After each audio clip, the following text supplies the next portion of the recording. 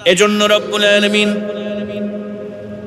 সূরাতুন নূরের 30 নম্বর আয়াতে কারিমার মধ্যে আবার সুন্দর করে জানায় দিলেন। আল্লাহ পাক সুবহানাহু ওয়া তাআলা বলেন, কুল লিল মুমিনিনা ইয়াগুদ্দু মিন আবসারিহিম ওয়া ইয়াহফাযু ফুরুজাহুম যালিকা আযকা লাহুম। আল্লাহ রাব্বুল আলামিন পুরুষদের ব্যাপারে সূরাতুন নূরের মধ্যে সুন্দর করে জানায় দিলেন, হে রাসূল আপনি মুমিন পুরুষদেরকে জানায় দেন, আল্লাহ পাক সুবহানাহু ওয়া তাআলা সুন্দর করে জানায় দিলেন তারা যেন তাদের চক্ষুকে হেফাজত করে। আর 2 নম্বরে ওয়া ইয়াহফাযু ফুরুজাহুম, আর যেন তারা তাদের লজ্জা স্থানকে তারা যেন হেফাজত করে। জেরে বলেন সুবহানাল্লাহ। আমার মুসলমান ভাইয়েরা, আল্লাহ পাক সুবহানাহু ওয়া তাআলা শুধুমাত্র পুরুষদের জন্য বলেন নাই, আল্লাহ পাক সুবহানাহু ওয়া তাআলা পরবর্তী আয়াতে কারিমার মধ্যে মেয়েদের ব্যাপারেও বলেছেন, মেয়েদেরকেও লজ্জা স্থানে হেফাজত করতে হবে এবং চক্ষুকে হেফাজত করতে হবে। আল্লাহ পাক সুবহানাহু ওয়া তাআলা বলেন, কুল লিল মুমিনাতি ইয়াগুদুনা মিন আবসারিহিন্না ওয়া ইয়াহফাযনা ফুরুজাহুন্না। আল্লাহ রাব্বুল আলামিন বলেন, হে রাসূল পুরুষদের ব্যাপারে আপনি যেমন জানাই দিলেন চক্ষুকে হেফাজত করতে হবে, লজ্জা স্থানকে হেফাজত করতে হবে, আবার আপনি দুনিয়ার যত মহিলা আছে, দুনিয়ার যত নারী মুমিনা আছে, আপনি তাদেরকে জানায় দেন তারাও যেন তাদের চক্ষুকে হেফাজত করে আর যেন তারাও তাদের লজ্জা স্থানকে হেফাজত করে। জোরে বলেন সুবহানাল্লাহ।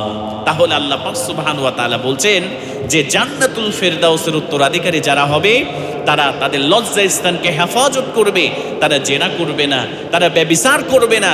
আল্লাহ পাক রব্বুল আলামিন অসংখ্য জায়গায় আল্লাহ পাক মুমিনদের ব্যাপারে, আল্লাহ পাক সুবহানাহু ওয়া তাআলা নারী এবং পুরুষদের ব্যাপারে আল্লাহ তাদের চক্ষু হেফাজত এবং তাদের লজ্জা স্থানের হেফাজতের কথা আল্লাহ পাক সুবহানাহু ওয়া তাআলা জানাই দিয়েছেন। জোরে বলেন সুবহানাল্লাহ। আবার বিশ্বনবী সাল্লাল্লাহু আলাইহি ওয়াসাল্লাম বললেন, আমার উম্মতরা শুনে নাও, তোমরা যদি 2টা জিনিসের জামিনদার আমার কাছে দিতে পারো, আমি আল্লাহ পাকের হাবিব বললাম আমি তোমাদের জন্য জান্নাতে যাওয়ার জামিনদার হয়ে যাব। জোরে বলেন সুবহানাল্লাহ। সাহাবায়ে কেরাম বললেন, ইয়া রাসূলুল্লাহ কোন 2টা জিনিস? আল্লাহর নবী বিশ্ব নবী সাল্লাল্লাহু আলাইহি ওয়াসাল্লাম বলেন, 1 নম্বরে হলো 2 চোয়ালের মাঝখানের জিহ্বার হেফাজত যদি কেউ করতে পারে, আর 2 উরুর মাঝখানে লজ্জা স্থানের হেফাজত যদি কেউ করতে পারে, আমি নবীজি তার জান্নাতে যাওয়ার জন্য আমি জামিনদার হয়ে যাব। জোরে বলেন সুবহানাল্লাহ। তার মানে খুব ইম্পর্টেন্ট একটি বিষয় হচ্ছে আমাদেরকে লজ্জা স্থানের হেফাজত আমাদেরকে করতে হবে। সম্মানিত প্রিয় ভাইয়েরা, আজকে আমাদের সমাজে, আমাদের দেশে আপনি যেদিকে তাকাবেন সেদিকে শুধু জেনা আর জেনা। জেনা আপনি প্রকাশ্যে অপ্রকাশ্যে এমন পরিমাণ জেনা বেড়ে গিয়েছে। আজকে এই মুমিন বান্দা বান্দিরা যারা নিজেদেরকে ইমানদার বলে দাবি করে, আমরা বিভিন্নভাবে আমরা জেনার মধ্যে বর্তমানে আমরা লিপ্ত হয়ে যাচ্ছি। কথা বলে ঠিক না? আপনি আজকে স্কুল, কলেজ, ইউনিভার্সিটি বা বিভিন্ন শিক্ষা প্রতিষ্ঠানের দিকে আপনি তাকান, দেখবেন আপনি যদি কখনো কোনো ইউনিভার্সিটিতে যান তাহলে দেখবেন যে সেখানে যেন এক একটা প্রতিষ্ঠানগুলো আজকে জেনার আড্ডাখানায় পরিণত হয়েছে। কথা বলে ঠিক কিনা? নারী এবং পুরুষের অবাধ মেলামেশা, নারী এবং পুরুষের আজকে তাদের মধ্যে রবের ভয় নাই, তারা আজকে জেনার দিকে, আজকে তারা ব্যভিচারের দিকে আজকে তারা ধাবিত হচ্ছে। প্রকাশ্যে জেনা ব্যভিচারের মধ্যে আজকে আমাদের যুব সমাজ, আজকে আমাদের সমাজটা আজকে জেনা ব্যভিচারের দিকে ধাবিত হচ্ছে, তারা লিপ্ত হয়ে যাচ্ছে। সম্মানিত প্রিয় ভাইয়েরা, আজকে জেনা, ব্যভিচার, পরকীয়া দেখবেন সমাজের মধ্যে এই পরকীয়ার এটাও প্রকট আকার ধারণ করেছে। নিজের স্ত্রীকে ভালো লাগে না, অন্য মানুষের স্ত্রীর সঙ্গে তারা হারাম সম্পর্ক করে। নিজের স্বামীকে ভালো লাগে না, অনেক মায়েরা আছে, অনেক বোনেরা আছে, তারা স্বামীকে ছেড়ে অন্য পর পুরুষের সঙ্গে তারা হারাম সম্পর্ক করে, তারা জেনার সম্পর্ক করে, তারা ব্যভিচারের সম্পর্ক করে। এরকম অবস্থা আমাদের দেশে, আমাদের সমাজে তৈরি হয়েছে। কথা বলেন ঠিক কিনা? সম্মানিত প্রিয় ভাইয়ের জন্য আল্লাহ পাক সুবহানাহু ওয়া তাআলা সুন্দর করে জানাই দিলেন, ও আমার ইমানদার বান্দারা, আমার জান্নাতুল ফেরদাউসের বান্দারা, তোমরা যদি জান্নাতুল ফেরদাউসের মালিক হতে চাও তাহলে তোমাদেরকে অবশ্যই জেনা করা যাবে না, ব্যভিচার করা যাবে না, তোমাদের লজ্জাস্থানের হেফাজত তোমাদেরকে করতে হবে। যদি তোমরা জেনা থেকে বিরত থাকতে পারো, তোমরা যদি লজ্জাস্থানের হেফাজত করতে পারো, আমি আল্লাহ পাক সুবহানাহু ওয়া তাআলা তোমাদেরকে জান্নাতুল ফেরদাউসের মালিক বানায় দেব। জোরে বলেন সুবহানাল্লাহ। সম্মানিত প্রিয় ভাইয়েরা, রাসূলুল্লাহ সাল্লাল্লাহু আলাইহি ওয়াসাল্লাম জেনার, এই যে জেনা বর্তমানে ধর্ষণ, জেনা, ইফতিজিং আমাদের সমাজে বেড়ে গিয়েছে।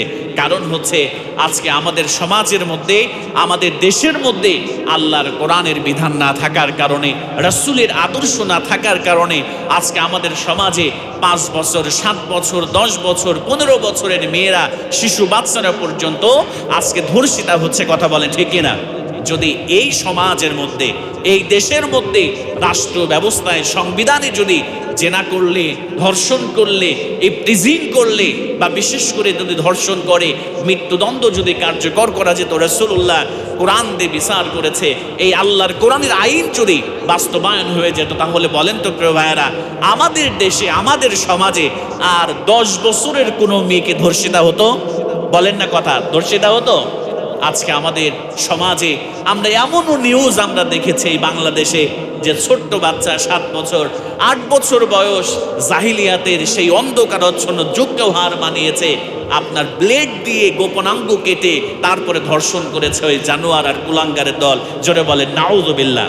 এরকম নিউজ আমাদের সমাজে আমরা পেপার, পত্রিকায়, সোশ্যাল মিডিয়াতে আমরা এমন নিউজ কিন্তু দেখতে পাই। কিন্তু রাসূলুল্লাহ যে কোরআন দিয়ে বিচার করেছে, জেনার শাস্তি দিয়েছে, ব্যভিচারের শাস্তি দিয়েছে, ধর্ষকের শাস্তি দিয়েছে, যদি আজকে বাংলার জমিনে একটা ধর্ষককে যদি কোরআনের আইন দ্বারা যদি আপনার মৃত্যুদণ্ড কার্যকর করা যেত, রজম করা যেত, ওয়াল্লাহি আল্লাহর কসম করে বলছি, এই বাংলার জমিনে আর একটাও ধর্ষক খুঁজে পাওয়া যেত?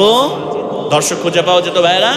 যেত না। ভয়ে ধর্ষণ তো দূরের কথা, তারা মেয়েদেরকে ইফতিজিং করার সাহসও তারা পেত না। আল্লাহ পাক রব্বুল আলামিন এর জন্য বলছে, বান্দা তোমরা লজ্জাস্থানের হেফাজত করো, তোমরা জেনা করো না, ব্যভিচার করো না। আল্লাহ পাক সুবহানাহু ওয়া তাআলা বলছেন, যদি এইটা থেকে বিরত থাকতে পারো, আমি আল্লাহ পাক সুবহানাহু ওয়া তাআলা তোমাদেরকে আমি আল্লাহ জান্নাতুল ফেরদাউসের মালিক বানায় দেব। জোরে বলেন সুবহানাল্লাহ। আল্লাহ রাসূল সাল্লাল্লাহু আলাইহি ওয়াসাল্লাম তিনি কোরআন দিয়ে বিচার করেছেন। কেমন করে বিচার করেছেন দেখেন। রাসূলুল্লাহ সাল্লাল্লাহু আলাইহি ওয়াসাল্লাম একদিন তিনি মসজিদে নববীতে তিনি বসে আছেন। এমন সময় আল্লাহ রাসূল সাল্লাল্লাহু আলাইহি ওয়াসাল্লামের একজন সাহাবী, নাম হচ্ছে হযরতে মাইজ ইবনে মালিক রাদিয়াল্লাহু তাআলা আনহু।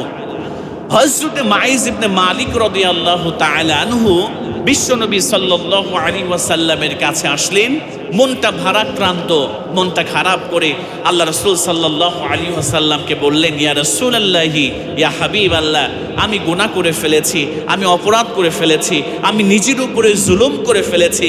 ইয়া রাসূলুল্লাহি, ইয়া হাবিবাল্লাহ, আপনি আমার পাপ থেকে, আমার অপরাধ থেকে, আমার গুনাহ থেকে আপনি আমারে পবিত্র বানায় দেন। সুবহানাল্লাহ।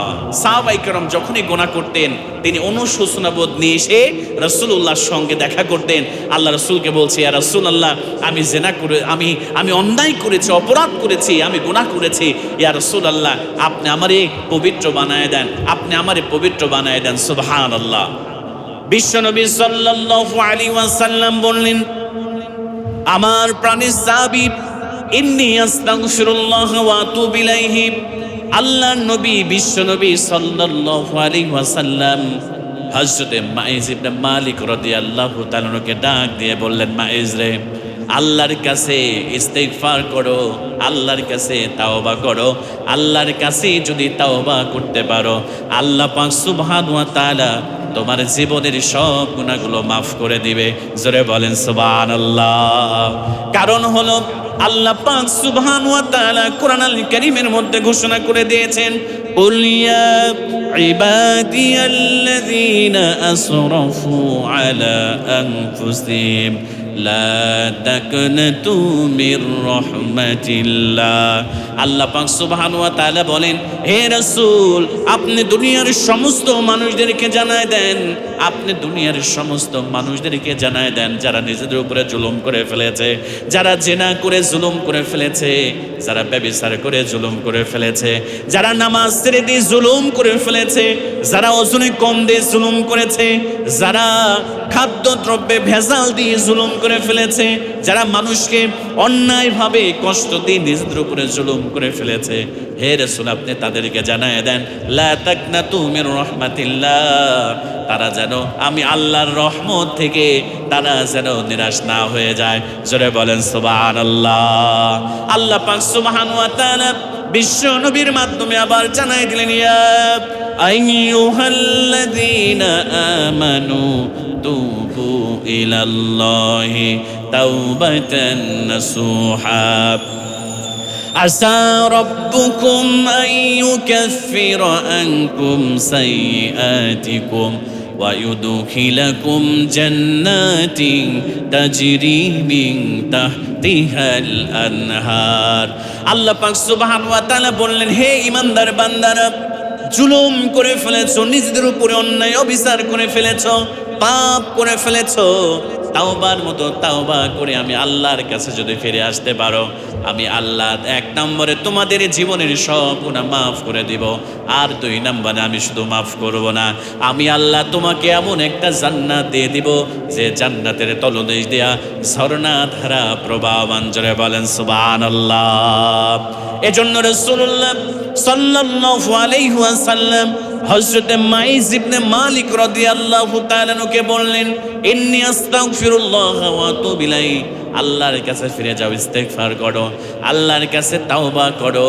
আল্লাহর কাছে যদি তাওবার মতো তাওবা করতে পারো, আল্লাহ তোমার জীবনের সব গুনাহগুলোকে মাফ করে দিবে। আল্লাহ রাসূলের সাহাবী এবার বিশ্ব নবী সাল্লাল্লাহু আলাইহি ওয়াসাল্লামের কাছ থেকে তিনি এবার চলে যাইতে শুরু করলেন।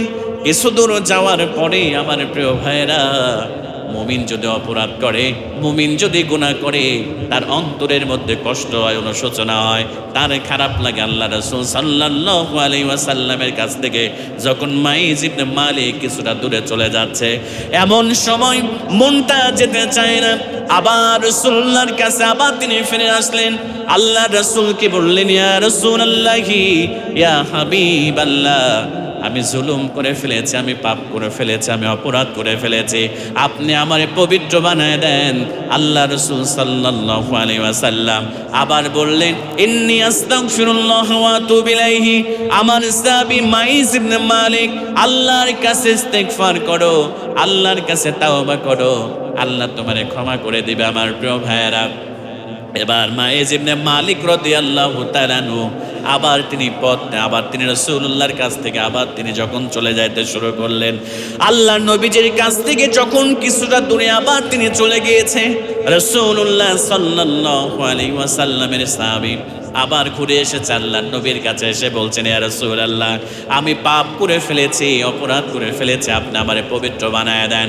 আল্লাহর নবীজি সাল্লাল্লাহু আলাইহি ওয়াসাল্লাম আবার সাহাবীকে ডাক দিয়ে বললেন, ইন্নী আস্তাগফিরুল্লাহ ওয়া আতুবু ইলাইহি, আমার সাহাবী আল্লাহর কাছে ক্ষমা চাও, আল্লাহর কাছে তাওবা করো, আল্লাহর কাছে ইস্তেগফার করো, আল্লাহ তোমারে মাফ করে দেবে। আমার প্রিয় ভাইয়েরা, আল্লাহ রাসূলের সাহাবী মাইজ ইবনে মালিক রাদিয়াল্লাহু তাআলা এবার ডাক দিয়ে বলে, ইয়া রাসূলুল্লাহি, ইয়া হাবিবাল্লাহ, আপনি আমার আর ফিরাই দিবেন না, আপনি আমারে পবিত্র বানায় দেন। আমার অন্তরের মধ্যে অনুশোচনা হয়, আমি গুনাহ করে ফেলেছি, অপরাধ করে ফেলেছি, আপনার কাছে আসলাম ইয়া রাসূলুল্লাহ, আর আপনি আমারে ফিরাই দিবেন না। আল্লাহ রাসূল 3 বারের বারে সাহাবায়ে কেরাম রাদিয়াল্লাহু তাআলা আমরা বসে আছেন। আল্লাহ নবীজি মালিক ইবনে মাইজ ইবনে মালিক রাদিয়াল্লাহু তাআলা কে বললেন, ফিমা উতাহিরুক, ও আমার সাহাবী, তোমার কি থেকে পবিত্র করব আমার এবারে বলো। এবার আল্লাহ রাসূলের সাহাবী মাইজ ইবনে মালিক বললেন, ইয়া রাসূলুল্লাহ, ইয়া হাবিবাল্লাহ, মিনাজ জিনা, আমি জিনা করে ফেলেছি, আমি ব্যভিচার করে ফেলেছি।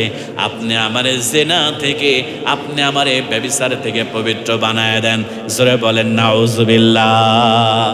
আল্লাহ রাসূলের সাহাবী বলছেন, ইয়া রাসূলুল্লাহ, আমি জিনা করেছি, আমি ব্যভিচার করেছি, আপনি আমারে জিনা থেকে, আমি জিনা করে অন্যায় করে ফেলেছি, অপরাধ করে ফেলেছি, আমি আল্লাহর নাফরমানি করে ফেলেছি। ইয়া রাসূলুল্লাহ, এই জিনা থেকে আপনি আমারে পবিত্র বানায় দেন। আল্লাহ রাসূল সাল্লাল্লাহু আলাইহি ওয়াসাল্লাম আশ্চর্য হয়ে গেলেন। আল্লাহ রাসূলের সাহাবী বললেন, আপনি আমাকে রজম করে আমার মৃত্যুদণ্ড আপনি কার্যকর করে দেন, কারণ ইয়া রাসূলুল্লাহ, দুনিয়ার আযাব আমি সহ্য করতে পারবো, কিন্তু কাল কিয়ামতের দিন ওই জাহান্নামের মধ্যে যখন আল্লাহ আমারে প্রবেশ করবে, ওই জাহান্নামের আযাব, ওই জাহান্নামের গজব, ওই জাহান্নামের শাস্তি আর ওই জাহান্নামের আগুন আমি সহ্য করতে পারবো না। ইয়া রাসূলুল্লাহ, এর জন্য আপনি আমার মৃত্যুদণ্ড কার্যকর করে আমাকে রজম করে দেন। জোরে বলেন আল্লাহু আকবার। আল্লাহ রাসূল চিন্তা করলেন, হ্যাঁ রে, নিজের মৃত্যুদণ্ড নিজে কার্যকর চাই, রজম করতে চাই, আমার সাহাবী মাজনুন হয়েছে কিনা, পাগল হয়েছে কিনা।